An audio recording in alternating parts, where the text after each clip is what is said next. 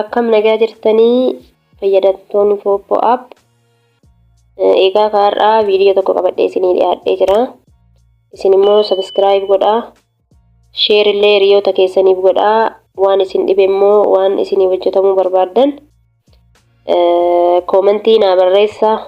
Kanan isinii qabadhee dhiyaadhes akkaawuntii Poppo kana akkamitti mobaayila tokko irratti 2-3 banachuun akka danda'amuu fi ammas immoo akkaawuntii Poppo kana mobaayila tokko irraa gara mobaayila tokkootti akkamitti akka dabarfachuun danda'amu. Masalan mobaayilli isin jalaa baduu danda'a, moofaarraa gara haarayaa jijjiirachuu maltan ta'a.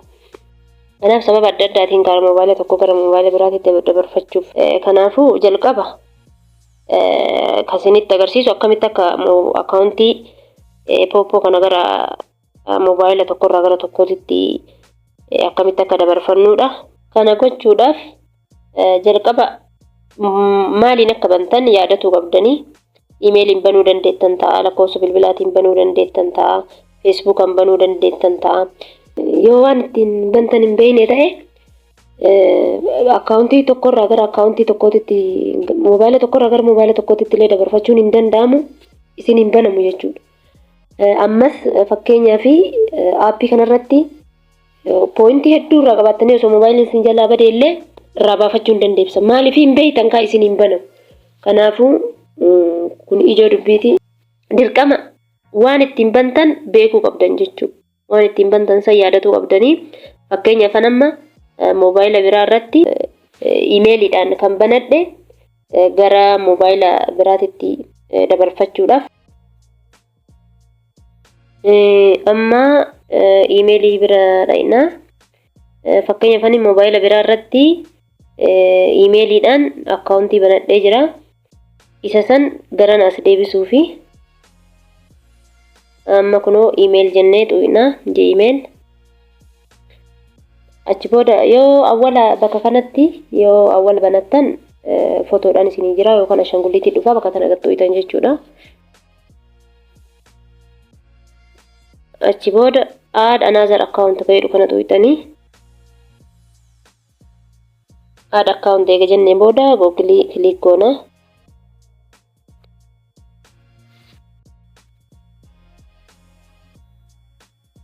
Erga Google gadi tuqnee search checking info nuun jedheen booda patternii mobaayila keenyaa nu gaafata yookaan immoo ashaaraa keenya nu gaafata. Fakkeenyaaf amma ashaaraa kiyya fayyadamee sanii booda ni eeyna hangeen nu fidu.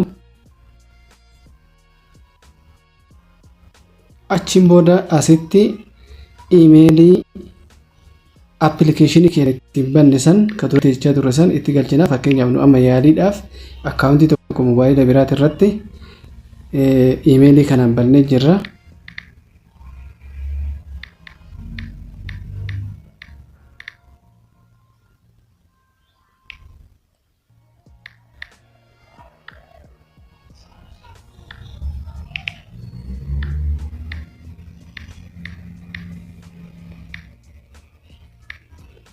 Saniin booda maal jennaani next ta'eetu tana tu'ina jechuudha. Next tana tu'ina. Next. Achiin booda passwordii emailii keenyaa nu gaafata.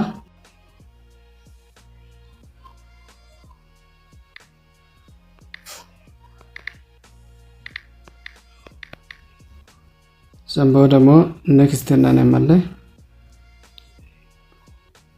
Achiin booda save jennee agree jennaani.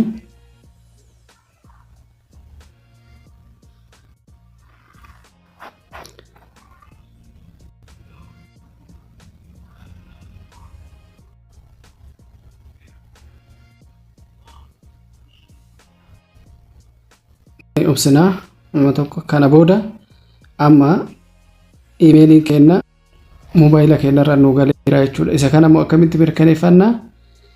Bakka kana dhufnee bakka fotoon jiru kana dhahineeti yoo kilik goonu imeeliin keenya ni mul'ata jechuudha. Kanaaf amma imeeliin nu galchine fakkeenyaaf asitti yaaliin galchinee jira jechuudha. Kanaaf nu jira amma kallattii maal goona? Poppo keenya irra dhahina jechuudha. Poppo yookaan immoo yoo dura daawunlood goonee jira daawunlood goona yookaan daawunlood hin goone taane immoo akkaataa Poppo yuutuubii kanarratti dalanii jira waan ta'eef boodanii yookaan immoo iyyuu Play Store bira dhaqxanii daawunlood godhuu ni dandeessanii achiin booda Poppoo keenya bira dhaqna.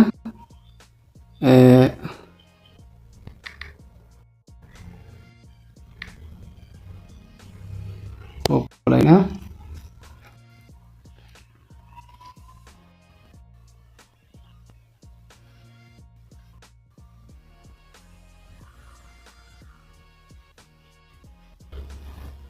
Egaan Poppoo keenya bira hodhaynu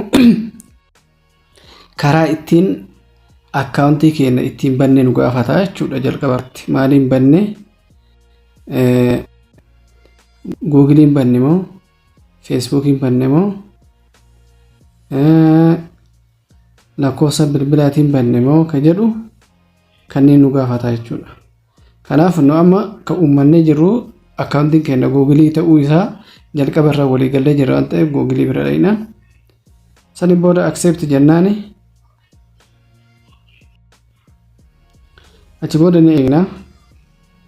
As booda iimeeliiwwan nu qabnu hundinuu tarreeffamee nu dhufa.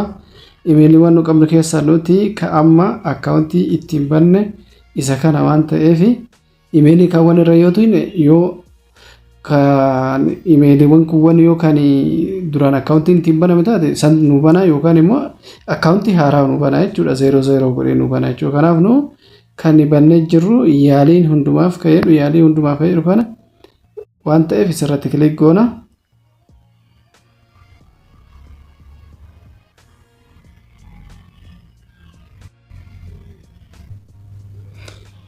Egaan kabajamtoota daawwattoota keenya kallattiin amma gara application keenya yookaan akkaawuntii keenya nu geessa jechuudha. Akkaawuntiin keenya haaraa miti kan duraan baname ta'ee isaa ammayyuu maaltu nu dhufa akkaawuntii keenya irratti kooyinii nu qabnuu fi pooyintii nu qabnu maqaa keenya wajjin kallattiin nu dhufa jechuudha.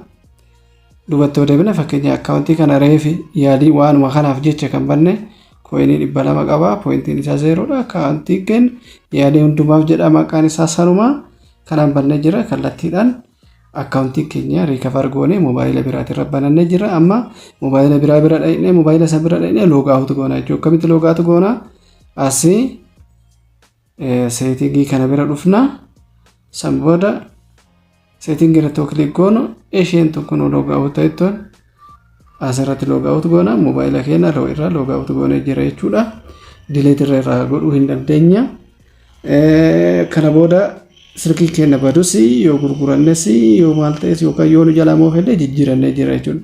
Amma mooyyuu kan itti aanee isinitti agarsiisu moobaayiluma kana irratti akkamitti akkaawuntii lama dalaguu dandeenya yookaan lama ol dalaguu dandeenya kan jechuudha. Amma isheen tun jirti asitti switch akkaawuntii itti sana jira ishee tana gattuudha. Amma kan ofirra jiru akkaawuntii keenya kan irra jiru yaaliin hundumaa fayyadu kana waan ta'eef amma immoo kan biraa Safiyyaa Abduroo kan jedhu kana yookaan immoo Walta'ii kan jedhu kana bannee ilaaluu hin dandeenya jechuudha. Kanaaf yookaan sadiinuu kan biraallee daballee amma nu asirratti akkaawuntii gara 4 jechaadha kan dalagaa jiru silkii kana irratti jechuudha. Kanaaf hin danda'ama.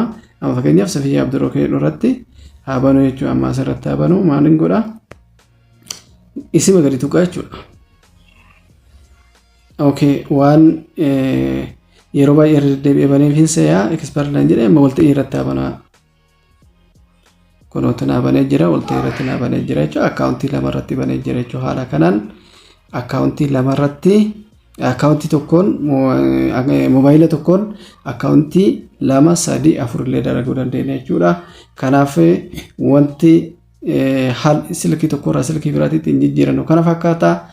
Gaafiin yoo qabaattan Poppoo irrattis haala irrattis booloo aappii irrattis yoo qabaattan karaa teelegiraamii keenyaatiinis asiin koomentii jalaattis nu barreessaa isiniin jenna waan nu dhageeffatan.